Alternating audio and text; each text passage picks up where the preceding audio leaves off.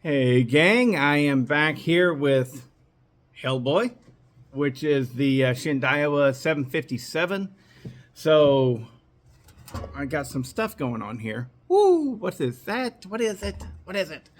So whenever I built this saw, I was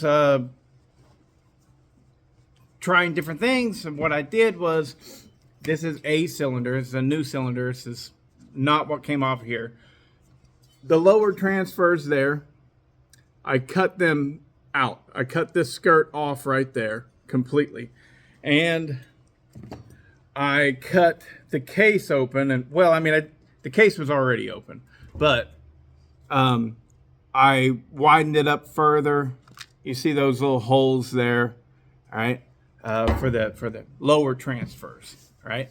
So I was under the impression that I would get more power if I enlarged my lowers, and that sounds funny, enlarged my lowers. So anyways, I did that. The saw ran good. It ran great. But then I did a second one for a customer, and that one right there ran so much better, and I left it all alone. I didn't cut any of this out. And so what I learned from that is this saw in particular does better with a tighter crankcase. Whenever you open up that volume on the crankcase with these saws, it doesn't work out very well because they have a really pretty small intake and a pretty small carburetor and everything. And just simply lowering this cylinder gives you high intake duration. So a lot of different things going on. So I sold the piston and cylinder off of here to a subscriber. Like I said, it ran great. It just didn't run as good as the second one that I did. And so now that I know more about these saws, I've decided to go back in this and fix my mistakes. So what I'm going to do is I'm going to fill in the lowers on the crankcase. All right, that's why I've got that spacer wrapped around there, and I want to show you the way that I did that real quick. So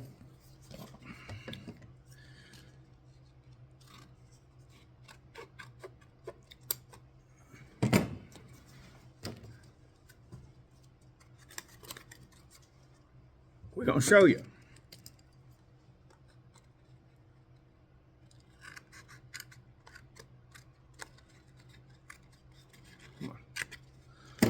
This is a bar cover. All it is cardboard. I took the cylinder, I wrapped the cardboard around it.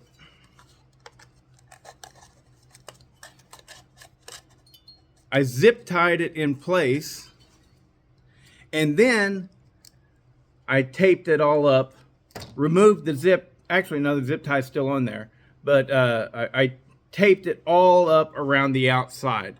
The point of the tape is so that the JB Weld doesn't stick to this cardboard. If I just did straight JB Weld onto this cardboard, then it would stick and I'd have to rip the cardboard out, and then I'd have to clean all that out. The tape, on the other hand, JB Weld, not likely to stick to it at all.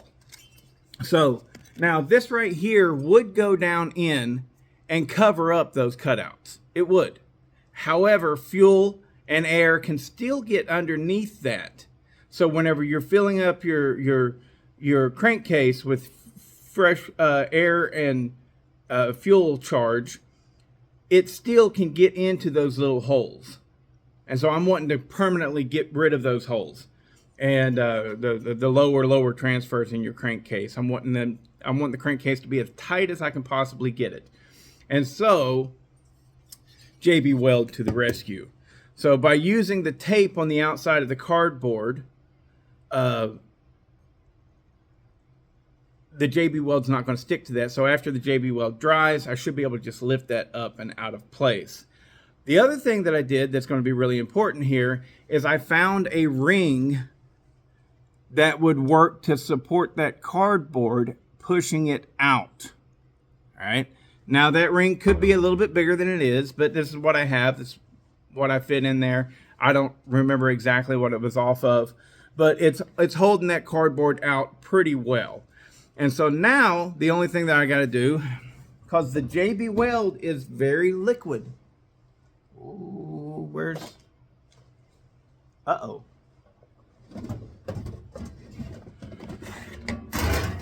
There we go. There are holes up underneath that cardboard that I just put in.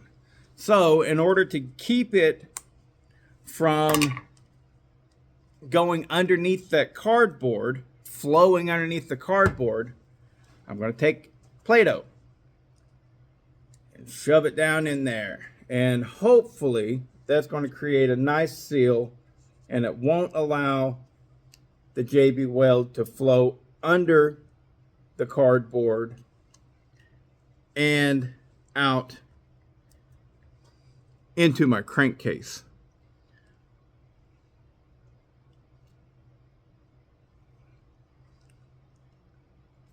So even though JB Weld is fluid, it's not like it's water, you know, so this doesn't have to be really perfect, I'm assuming.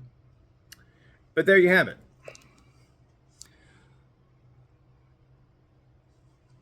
Now, off camera, I'm going to take some JB Weld, mix it up, and just ladle it down in there. And let it settle, and hopefully we will create a nice tight crankcase. Also to be noted, those cutouts of the crankcase, the lower transfer cutouts, I roughed them up really nice with my rotary tool so that the JB Weld will have little things to cling on to. It's not a big issue that possibly the JB Weld will break loose, because even if it does break loose, these sides, the cylinder skirts will hold it in place. So I'm going to go ahead and fill that with weld, and I'll show you what it looks like when we come back. Okay, so we're back, and check it out. I will say that I probably should have removed the flywheel before I started this operation, and it's messier than I thought it was going to be, because those holes are really small. Even though they're too big, well, I mean, they're still really small. And so it was difficult for me to get the JB Weld down in there without going all over the place.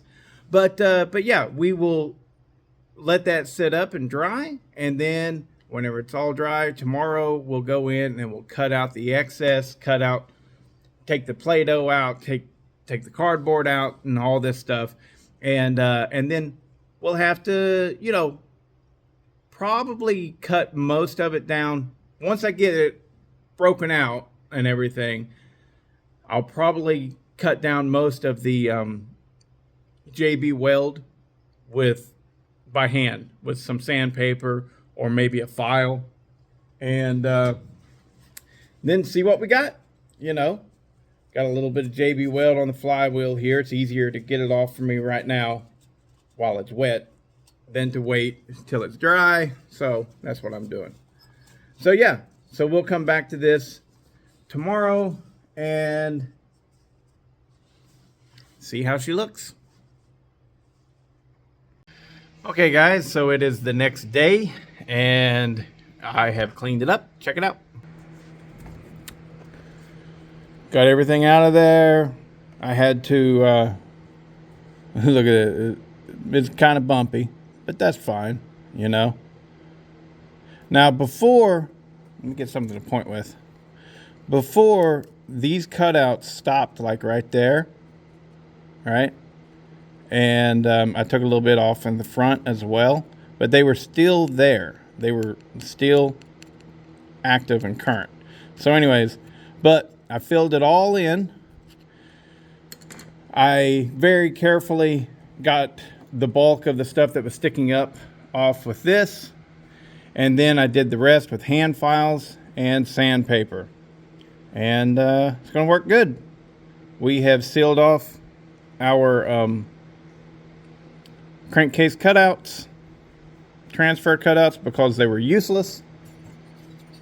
We got this set up. So I think it'll work well. And if you may say, this won't change anything because this was blocking flow anyways. Well, you're right. It was blocking flow. However, there was an air gap at the bottom. And so over here you had open space. And that open space is what I'm getting rid of because the crankcase volume will change now that I have blocked that off, even if flow doesn't change. All right? Flow is going this direction. It's not going back here, but that open space back there that was affecting my crankcase volume. All right, so now it's not. We got it all closed in.